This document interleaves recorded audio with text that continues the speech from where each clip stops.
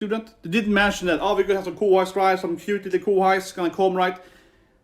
As an anime only here, I expect this kid then to be like a new student, right? He has the Endower plushie somewhere, so he might come like, you know, in next season, right, with like a new, some new character and be a new hero. Which makes sense. I mean, they will obviously recruit new heroes eventually. They actually been stuck just having the same students, right?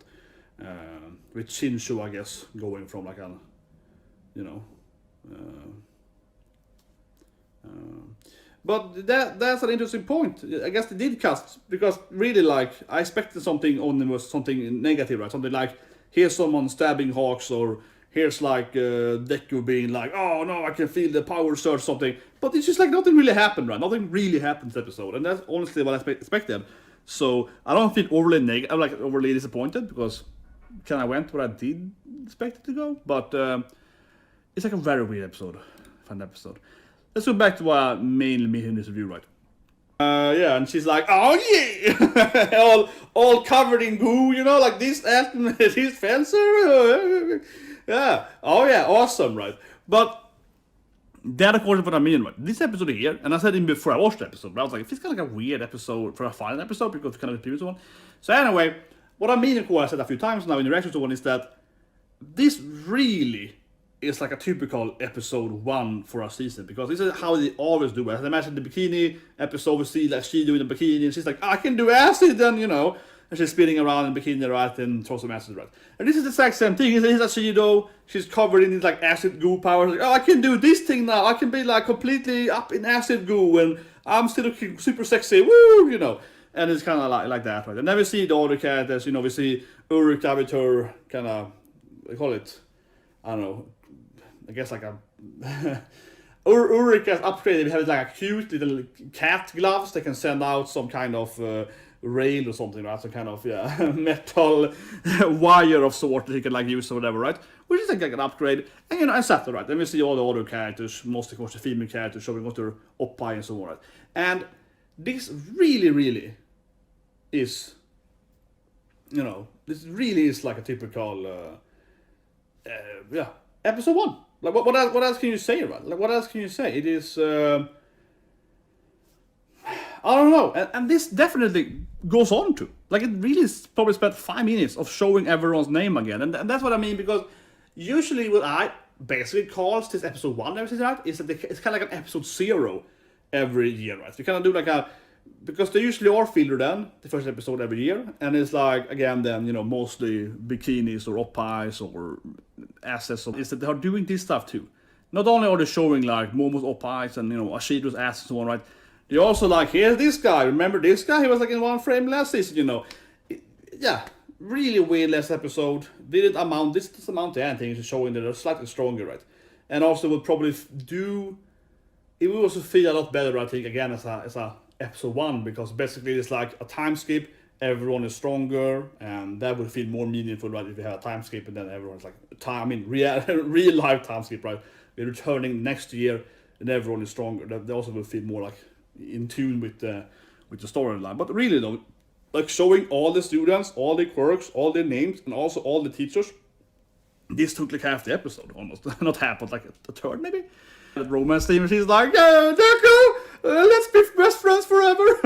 Yeah, he was my favorite. Yeah, it was just cute. She's like, I like you as a friend. Yeah, I'm in love with you. It was a cute scene. That was the best scene. Come on, Urika being all like, she's very muscular. We see it all the times too, but this is the best scene of her. We see like her abs are very well written. She's like, yeah.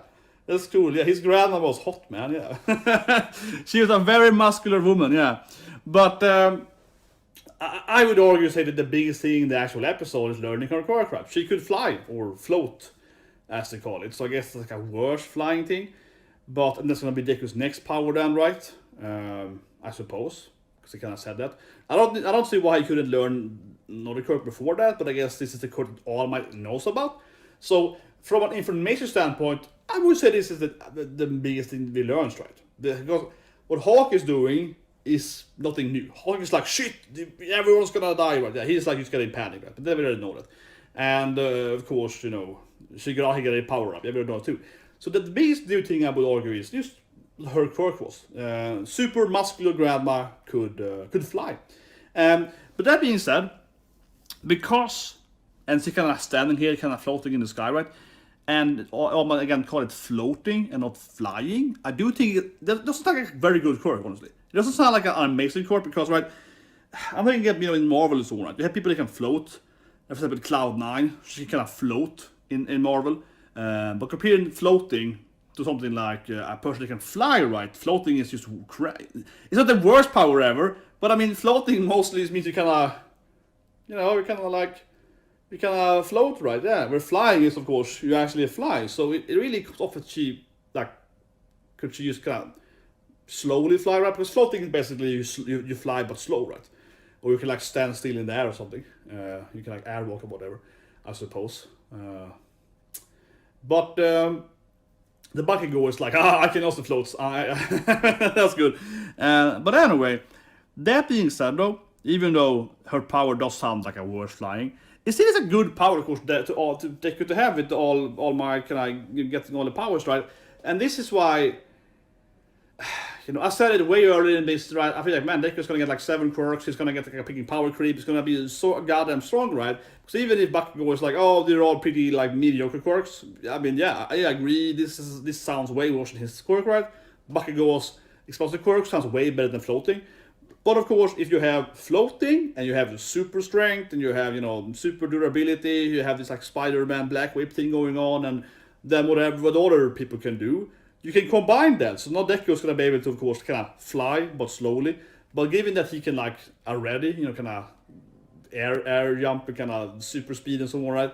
And then he can, I guess, kind of defy gravity or whatever, right? He can basically stop himself in the air. And it just gives so much... yeah, so in that sense, getting any kind of mediocre flying ability, it really gives Deku all this...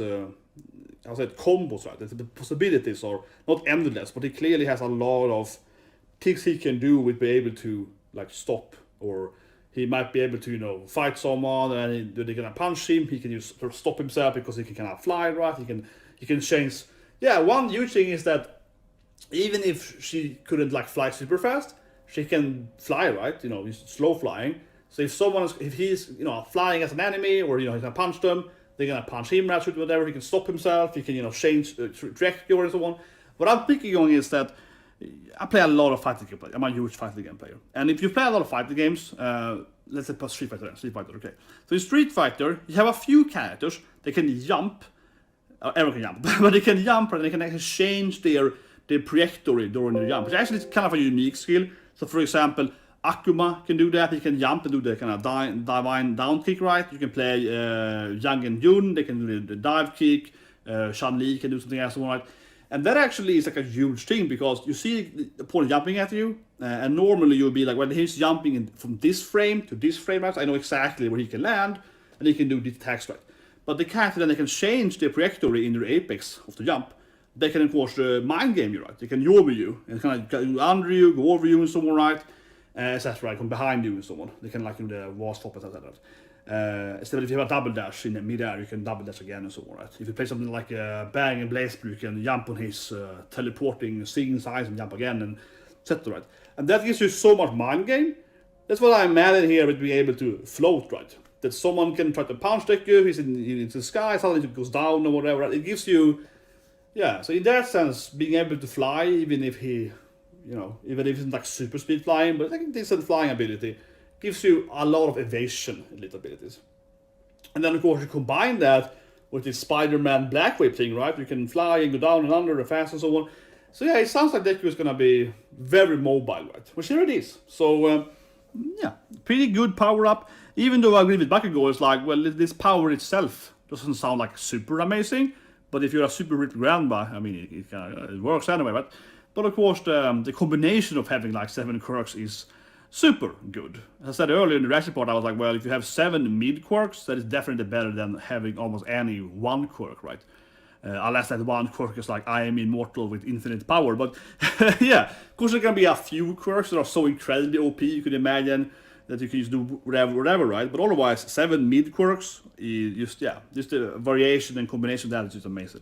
But anyway, she has floating powers, and I guess that sounds pretty good. what else happened in the chapter.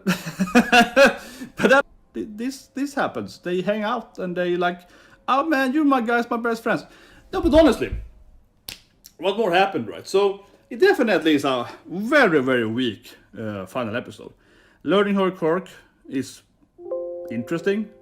And then we just, saw them having some fan service, see them hanging out, some jokes.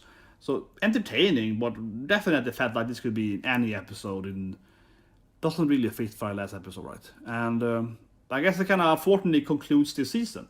It's been a very weirdly paced, weirdly structured, ordered season, right? Had a lot of recap, weird filling in the middle, right?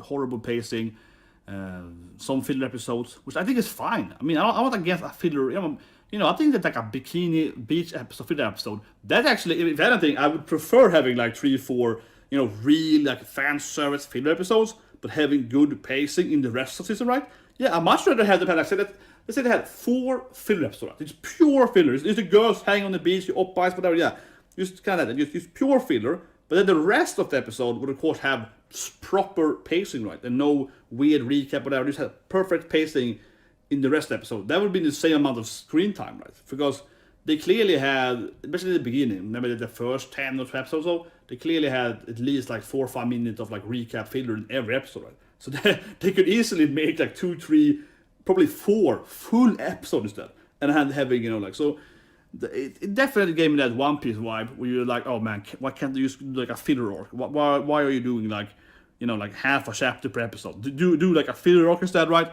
And do a proper pacing per episode with the main story.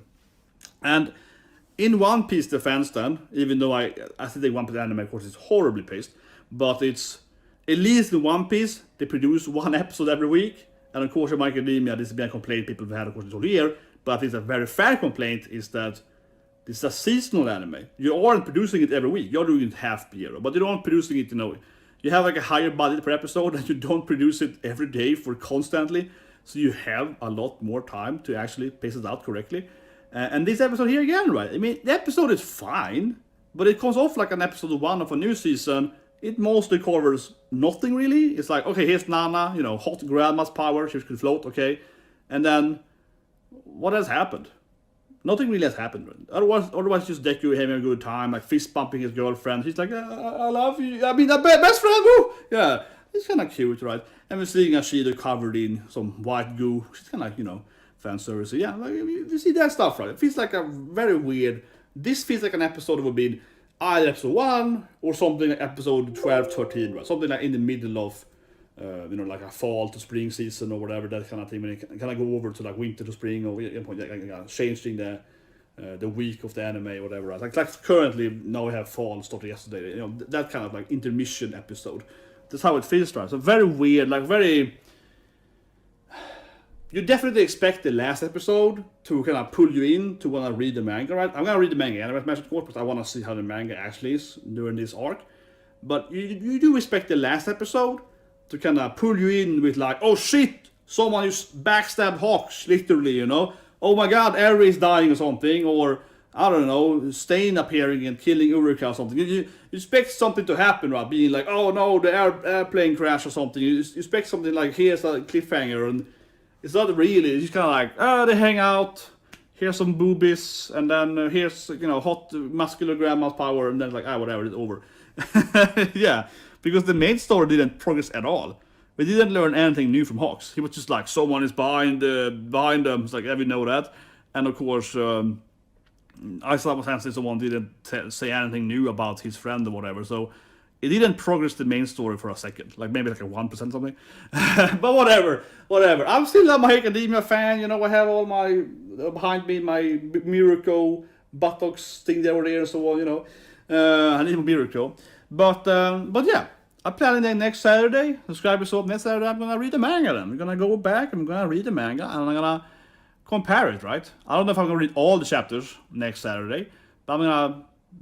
Probably 20 or whatever. I'm gonna read a few bits there, and compare them. Can't even Black Clover after reading that, and it's gonna be exciting. Everyone, of course, keeps saying the manga is a million times better, so we're gonna see. but I definitely expect the manga to be better paced, right? Obviously. But anyway, guys, today we also have a new anime. We have the horror anime, so I'm looking forward to, because it sounds really silly, with one guy and like, what is it? He's like I don't know, it's like 6 men alive, and all the men, it's like 5 men, 5 billion females or something. So that's not like good horror anime. Something today. And yesterday was Blue Period, like shonen art anime, which was pretty good. Yeah, I like that. I really like the sensei in that anime. She was a really well written, like an actual, like a realistic good teacher. Like that was actually quite exciting. I felt she was a kind of a trickster sensei. I was like, oh, don't you want to be an artist? Yeah, but it was good. It was good. I like Blue Period. It was good episode 1. I think it's still a Netflix daily. People probably haven't seen it. Most people, but I started, of course, with no subtitles. Yeah, so you should do. But anyway, guys, thanks for watching My Academia, and yeah, next week then, Eva frilansar som inredare, medan Ola satsar helhjärtat på en